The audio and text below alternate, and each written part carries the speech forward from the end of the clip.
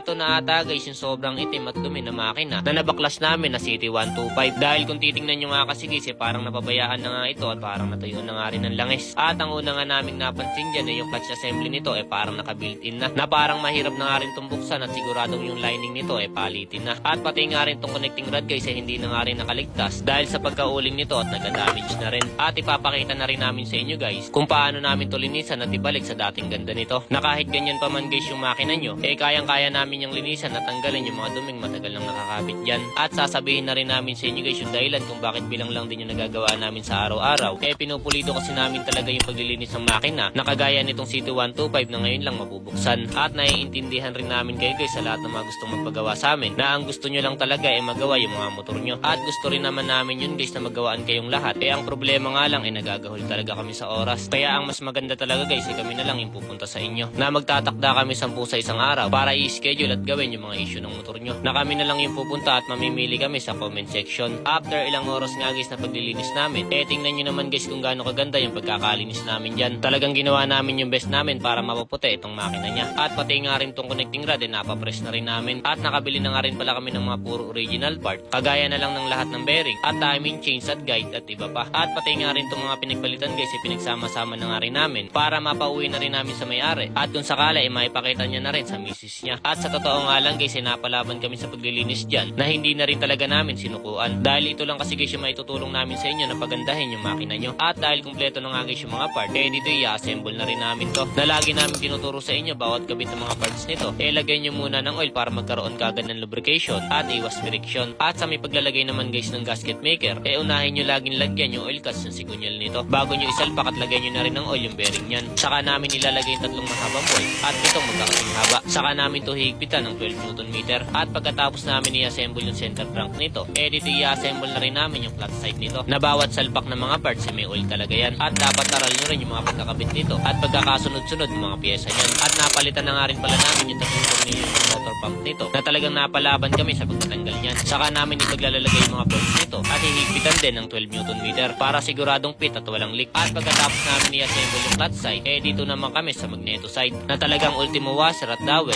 chinecheck talaga namin at kinukumpleto bago namin tutakpan at higpitan nyo na rin ang 12 Newton meter at siguraduhin nyo ring fit para hindi magkaroon ng leak. At pagkatapos namin sa magneto side dito i-assemble na rin namin yung cylinder head assembly nito na ultimo ring positioning guys ituro na rin namin sa inyo na talagang sobrang importante nyan para mapatagal na rin yung lifespan ng block nyo. After ilang oras nga guys na paglilinis namin at pag-assemble nito kitang-kita nyo naman na naibalik talaga namin sa dati at ganda yung makina niya. Kaya dito isasalpak na namin to sa chassis niya. At sa mga gusto nga pala sa amin mag-walking guys pasensya na talaga kayo dahil napagkasunduan na talaga namin na kami na lang yung pupunta sa inyo. Dahil sa totoo lang guys nahihiya talaga kami sa mga nag-walk-in na hindi kami nakikita at hindi namin naaasikaso. Dahil nga kadalasan nag-home service kami sa paggagawa ng mga motor para hindi na rin masayang yung effort nyo sa pagpunta sa amin. At humihingi talaga kami ng pasensya sa inyo at sana'y magawaan din namin kayo ng mga motor. After ilang oras nga guys sa pagkakarwash namin kitang-kita nyo naman guys kung gaano kaganda yung pagkakalinis namin dyan. Kaya dito ipaanta rin na natin to.